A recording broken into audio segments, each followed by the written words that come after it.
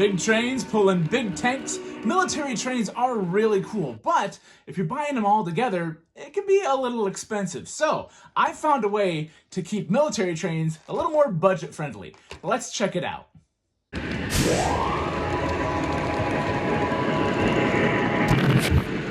I really like the idea of running military trains because you can kind of put whatever train you want in front of them. Me, I'm a bit of a history snob, so these are World War II Sherman tanks. I like to have trains from the 40s pulling them, something that would have been in front. But really, you can kind of do anything you want with these. You don't need matching cars for certain road names behind them. They're just for the military. And these are easy enough. This is, again, a Sherman tank. This is actually going to look familiar to a lot of you guys that have bought the expensive scale versions in Lionel's latest catalog. And that's because this is one of those. So how did I get a bunch of these? Well, it's easy. I just went on to Lionel's parts website and found the SKU number for here. I have it listed down below. There's actually two versions. There's this lighter green version that I have, and there's a darker, kind of more traditional olive drab. And yeah, they have rubber treads on the bottom. They don't really move per se. I suppose you can kind of move them a little bit, but these are mostly designed to kind of help keep these blocks of plastic in place. So the rubber just kind of acts as a way to keep them from rolling around on the cars because they're not secured on the cars. But you don't really need to. I suppose you could add like chains and stuff and tie downs, but these aren't detailed enough to have those. It's weird because the photos that Lionel has of these in the catalog are much more detailed. They've got extra hooks and stuff there, more details on the top and along the sides. These are missing that. It's a bit of a catalog special, I suppose. But regardless of which one you go with, these only cost $28 each.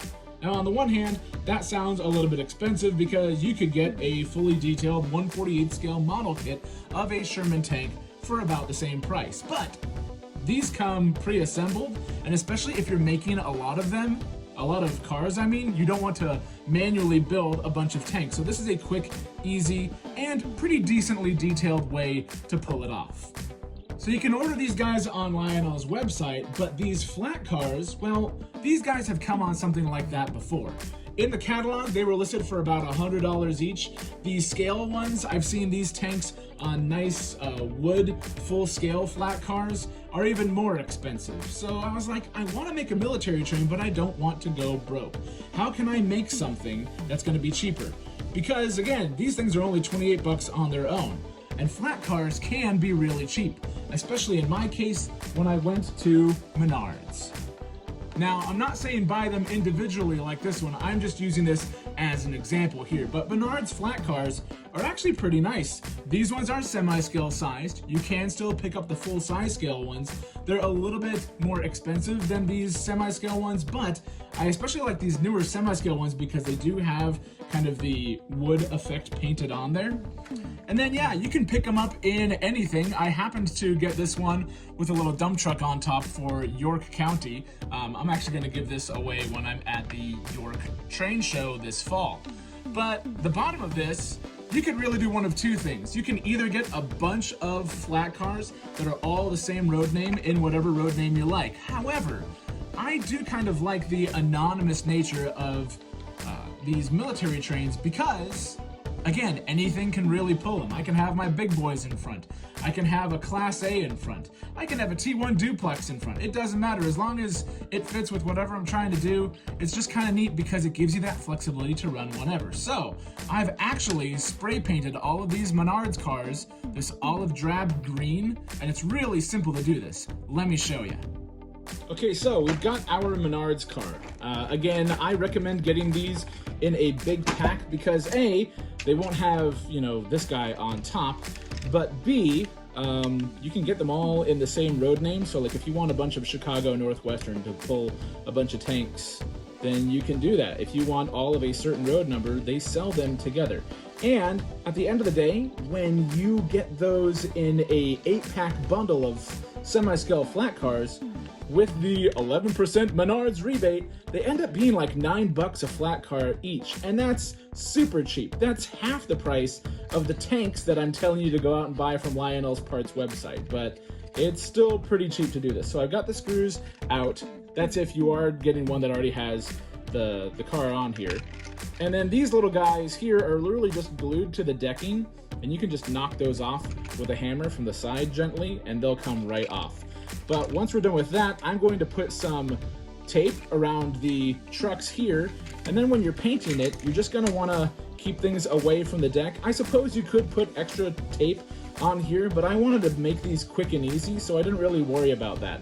I just essentially sprayed only from this angle, leaving the wood side unexposed, and the spray gun never got paint on this side of the decking here, so it worked out really well. So there you have it. Looks nice, anonymous. You could go through and decal it with like Army or Marines or whatever you wanted. I kind of like just leaving it blank in the same way that these tanks, though they have the stars on them, they're not numbered or anything. Yeah, just it's not a detail that's super important, but you obviously could go through and add some of those yourself. Decal sheets are super cheap. It's just a little bit tedious to do them one after another after another. Doing one car is fine. I don't really have the patience for multiples. There's a little bit of paint missing from one of those chalks that I knocked off with the hammer. That's okay, because it's getting covered up with a tank. And that tank's not moving anywhere because these, again, these grippy treads around them kind of help keep them planted. You don't have to tie them down. Again, you could tie them down, but it's effective enough. I love the contrast of the green to the wood floor to the dark green down here. It looks nice. And now I've got a bunch of them.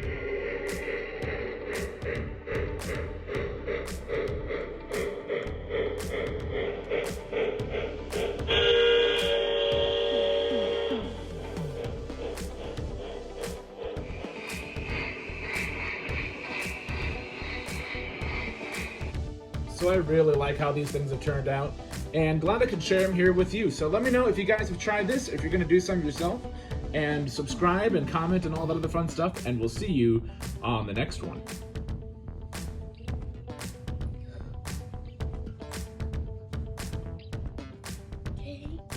We got tanks. Is this from our friend Bruce's house? No. Dad's making these. Check it out. What? I'm taking Menard's Flatcars, I'm taping off the bottoms, and I'm painting them army green, and then we put tanks on them. What? How did you build it? I'll show you. Let's check it out. Yeah.